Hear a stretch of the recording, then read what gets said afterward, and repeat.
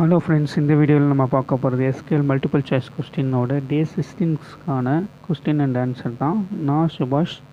இந்த சேனலில் இதுக்கு முன்னாடி சப்ஸ்கிரைப் பண்ணலாம், சப்ஸ்கிரைப் பண்ணிவிட்டு பாருங்கள். வாங்க வீடியோக்குள்ளே போகலாம்.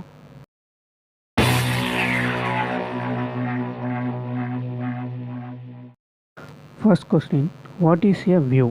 Option A. A view is a special store procedure executed when certain event occurs. Option B. A view is a virtual table which results of executing a pre-compiled query. Option C. A view is a database diagram. Option D. None of the mentioned. Next question. You can delete a view with the dash command. Option A. Drop view. Option B. Delete view. Option C. Remove view. Option D. Truncate view. Third question. What is schema binding a view? Option A. A schema binding binds your views to the dependent physical columns of the accessed tables specified in the context of the view. Option B. These are stored only in the master database. Option C. These type of view are defined by users on a specified schema. Option D.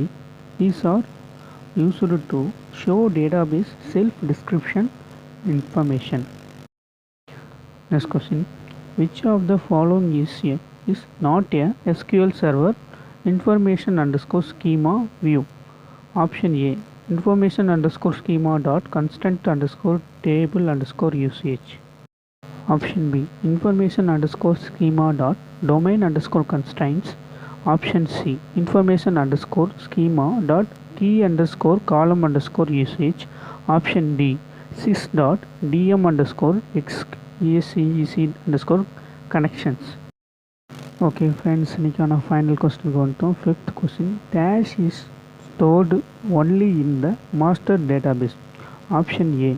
Database scoped dynamic management view. Option B. Complex view. Option C. Catalog view. Option D. None of the mentioned. Okay friends, இந்த கொஸ்டினுக்கான answer உங்களுக்குலாம் தெரியும்னா கமெண்டில் பின் பண்ணுங்கள். உங்கள் friends and ஃபேமிலிக்கு சர்க்கிளுக்கு நம்ம channel பற்றி share பண்ணுங்கள். இந்த வீடியோ பிடிச்சிருந்தால் லைக் பண்ணுங்கள். நம்ம சேனலை சப்போர்ட் பண்ணுங்கள். ஓகே ஃப்ரெண்ட்ஸ், பாய்.